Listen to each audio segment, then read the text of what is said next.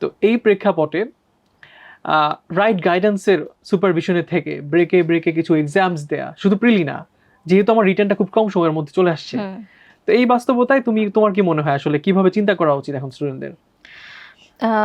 ভাইয়া আমার মনে হয় যে এই সময়টায় আপনি যে কথাটা বললেন রাইট গাইডেন্স, আমার কাছে মনে হয় এটা মোস্ট ইম্পর্ট্যান্ট। আমি নিজে যেহেতু চাকরি করে প্রিপারেশন নিয়েছি, আমার কাছে মনে হয়েছে যে আমার অ্যাকচুয়ালি এই অবস্থায় কী করা উচিত। আমার হাতে প্রতিদিন সময় আছে 4 ঘন্টা বা 5 ঘন্টা পড়ার মতো। ইনফ্যাক্ট যারা চাকরি করছে না তাদের ক্ষেত্রেও তাদের হাতে হয়তো সময় থাকে 12 থেকে 14 ঘন্টা পড়ার মতো। এখন এই সময়টায় আমি কি পড়বো? কারণ বিসিএসের তো বিস্তর সিলেবাস, প্রিলি রিটেন মিলিয়ে আসলে মানে একটা ফিক্সড সিলেবাস দেয়া থাকলেও বেসিক্যালি এটার ভেতরেই হচ্ছে সুবিশাল সমুদ্রের মতো পড়াশোনার কন্টেন্ট। তো আমার কাছে মনে হয়েছে যে পড়াশোনার কন্টেন্ট, ম্যাটেরিয়ালস এবং এছাড়াও প্রিপারেশন রিলেটেড অন্যান্য সব ব্যাপারগুলো, সেগুলো সম্পর্কে রাইট গাইডেন্স অবশ্যই অনেক বেশি জরুরি। এবং সেটা 1 বছর আগে থেকেই কেন?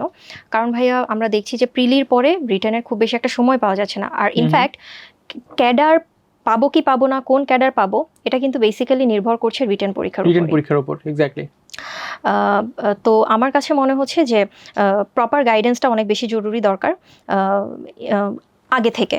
এটা হচ্ছে আমি পরীক্ষার সার্কুলার দিয়ে দিবে তখন থেকে না, বরং আমি 1 বছর আগে থেকে চিন্তা করব। যেমন 51তম বিসিএস যারা অ্যাসপিরেন্ট আছে, যারা ভাবছে 51তম বিসিএসে তারা অ্যাপিয়ার করবে, তারা যেন এখন থেকেই মেন্টালি প্রিপারেশন নিয়ে কোনো একটা গাইডেন্সের সাথে যুক্ত হতে পারে এটা তাদের নিজেদের সার্কেল, হতে পারে এটা তাদের ইউনিভার্সিটি সিনিয়র যে কিনা ক্যাডার হয়েছেন অলরেডি, অথবা হতে পারে এটা কোনো কোচিং সেন্টার।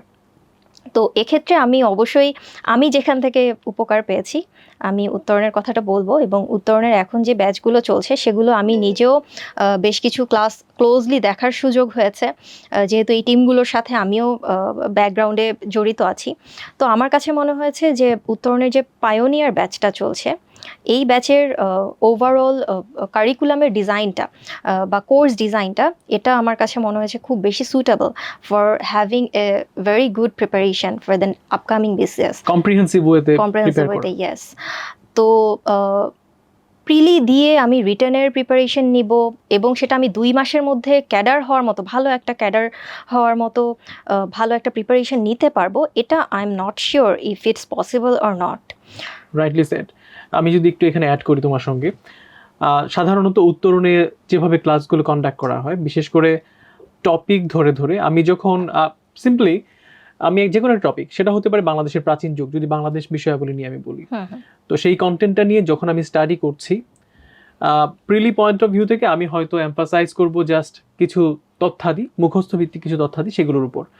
আবার যখন আমি সেম কন্টেন্টটাকে রিটেনের ওয়েতে চিন্তা করব, তখন দেখা যাবে হয়তো আমি যে জনপদগুলো ছিল এবং একটা ম্যাপ চিন্তা করব, সেই জনপদগুলো কোথায় কোনটার অবস্থান ছিল, এবং কিছু সিম্পল এক্সপ্লেনেশনস।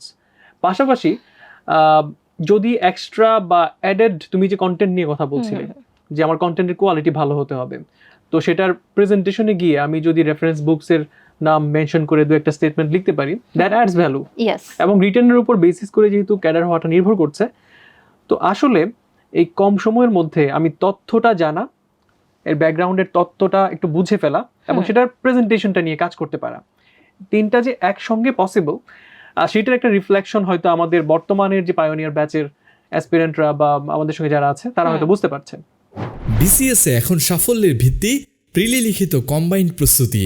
এই লক্ষ্যে 51তম বিসিএস ক্যাডার প্রত্যাশীদের জন্য উত্তরণের আয়োজন 51তম বিসিএস প্রোগ্রেসিভ ব্যাচ, যেখানে থাকছে প্রিলি লিখিত কম্বাইন্ড ক্লাস, প্রিলি প্রশ্ন ব্যাংক মাস্টার ক্লাস, লিখিত ইন্টেন্সিভ ক্লাস, প্রিলি ও লিখিত স্ট্যান্ডার্ড এক্সাম এবং ডাউট সলভিংয়ের সার্বক্ষণিক কিউএনএ সার্ভিস সহ স্পেশাল সব ফিচার। তাই স্বপ্ন পূরণে গোছানো প্রস্তুতি নিশ্চিত করতে আজই এনরোল করুন উত্তরণের 51তম বিসিএস প্রোগ্রেসিভ ব্যাচে।